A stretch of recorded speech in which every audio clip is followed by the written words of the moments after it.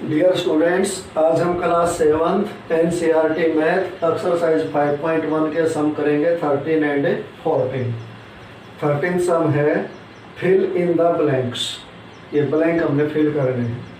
If two angles are complementary then the sum of their measure is. अगर two angle complementary है तो उनके measure का sum क्या होगा? 90 डिग्री। पहले सम कर चुके। If two angles are supplementary then sum of their measure is. अगर टू एंगल सप्लीमेंट्री है तो उनके मेजर का सम क्या आएगा? 180 degree. Two angles forming a linear pair are. Two angle हैं और वो लीनियर पेयर बनाते हैं तो उन एंगल को हम क्या बोलते हैं? Supplementary angles.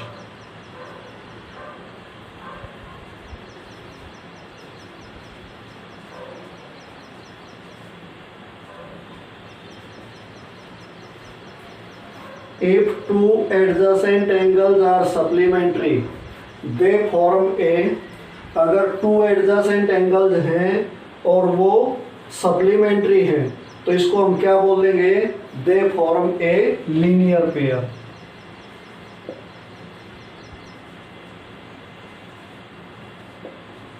लीनियर पेयर भी वही होता है जिन टू एंगल का सम 180 होता है।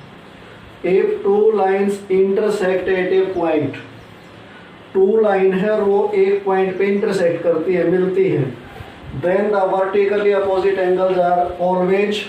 जैसे एक लाइन ये हो गई और एक लाइन ये हो गई,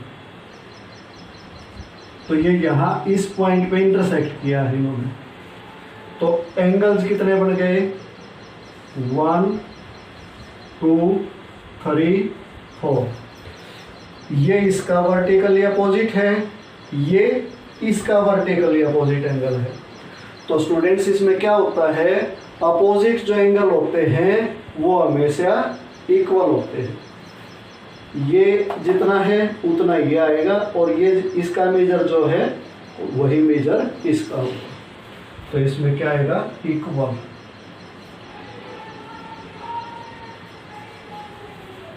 sixth part, if two lines intersect at a point, ऐसे ही है, and if one pair of vertically opposite angles are acute. जब भी हमें टू लाइन जब इंटरसेक्ट करती हैं तो 4 एंगल बनते हैं स्टूडेंट्स।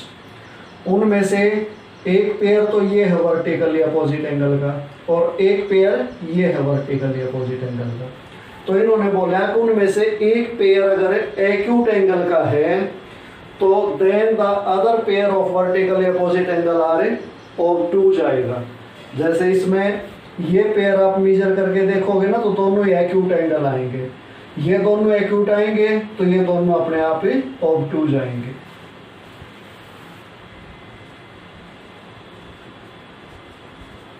ये अपना 13 सम कंप्लीट हो गया। अभी 14 सम करेंगे। 14 sum students, in the adjoining figure name the following pair of angles. ये फिगर हमें दी गई है, इसको देखकर हमने ये क्वेश्चन दिए गए हैं, इनका आंसर देना है। Obtuse vertically opposite angles.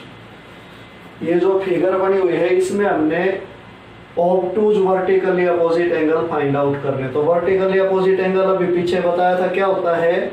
जब भी टू लाइनें किसी वन पॉइंट पे इंटरसेक्ट करती है तो 4 एंगल बनते हैं और वो उनके पेयर जो बनते हैं वर्टिकली अपोजिट एंगल बोलते हैं उनको। तो इसमें लाइन कौन सी है स्टूडेंट्स? एक तो BD लाइन है और एक AC है। ये लाइन नहीं है, ये है OE रे। तो टू लाइंस जब इंटरसेक्ट की BD और AC तो एंगल कौन कौन से बने? एक तो ये एंगल बना है और एक ये बना है। अगर हम इसको हटा दें बीच में से तो यहाँ से लेकर यहाँ तक एंगल है। तो अब ये जो एंगल 1 है इसका एक नाम हो सकता है AOB। एंगल 1 भी बोल सकते हैं इसको, AOB भी बोल सकते हैं। ऐसे एंगल 4 है, इसको हम DOC भी बोल सकते हैं। तो जब ये वर्टिकली अपोजिट एंगल का पेयर देखोगे तो ये है हमारा एक्यूट, तो ऑब्टूज कौन सा हो गया ये। तो इस एंगल 5 का नाम हम क्या देंगे, angle BOC, angle BOC। And इसका पेयर कौन सा हुआ, ये एंगल यहां से लेकर और यहां तक, इसका नाम क्या हुआ AOD, एंगल AOD। ये वर्टिकली ऑब्टूज वर्टिकली अपोजिट एंगल है। अब है adjacent complementary angles. Complementary angle क्या होता है, जिनका सम 90 डिग्री आए। अब एडजेसेंट भी होने चाहिए और कंप्लीमेंट्री भी, यानी कि उनका सम 90 डिग्री आना चाहिए। तो स्टूडेंट्स देखो ये जो रे है ये बिल्कुल 90 डिग्री का एंगल बनाती है। तो अब ये जो दो एंगल हैं ये एडजेसेंट है, क्यों है, क्योंकि इनका वर्टेक्स सेम है और एक रे कॉमन है। तो अब इस एंगल 1 का नाम क्या देंगे, हमें पूरा नाम लिखना चाहते हैं तो पूरा लिख सकते हैं, नहीं तो एंगल 1 और एंगल 2 लिख सकते हैं हम सीधा। एंगल 1 एंड एंगल 2, ये और ये दोनों एडजेसेंट हैं और कंप्लीमेंट्री हैं। जब इनका सम निकालोगे तो 90 डिग्री आएगा। अब है इक्वल सप्लीमेंट्री। सप्लीमेंट्री क्या होता है, जो लीनियर पेयर बनाए, और इसमें इन्होंने पूछा कि इक्वल और होनी चाहिए वो।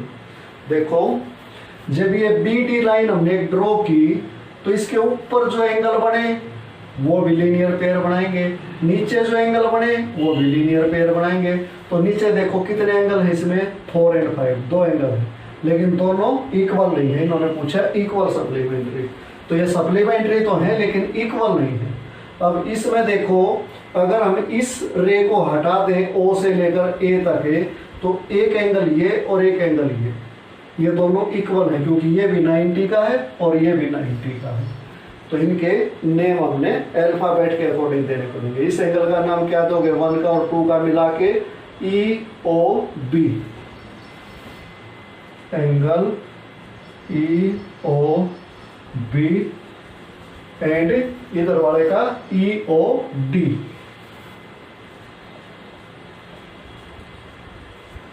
ये दोनों ही 90 डिग्री के हैं और दोनों का सम करेंगे तो 180 आएगा। इट मीन्स ये सप्लीमेंट्री है। अब है अनइक्वल सप्लीमेंट्री एंगल्स। अब जो अनइक्वल सप्लीमेंट्री एंगल कौन से हैं, 4 और 5।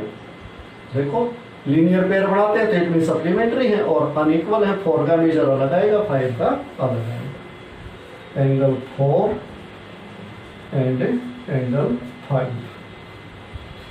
Adjacent angles that do not form A linear pair. Adjacent angle होने चाहिए और वो लीनियर पेयर नहीं बनाते। अब जैसे 4 और 5 एडजेसेंट तो हैं लेकिन ये लीनियर पेयर बनाते हैं, तो इसको हम नहीं लिख सकते।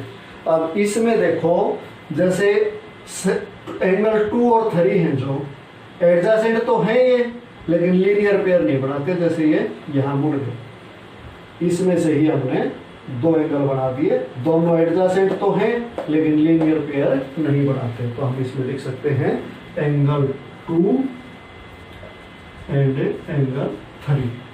और अगर अल्फाबेट के अकॉर्डिंग नाम लिखते तो क्या लिखते इसका, एंगल AOE एंड EOD। तो स्टूडेंट्स जिसमें नंबर दे रखे हैं तो हम नंबर भी लिख सकते हैं। ये अपना 14 सम कंप्लीट हो गया और इसी के साथ एक्सरसाइज 5.1 भी कंप्लीट हो गई।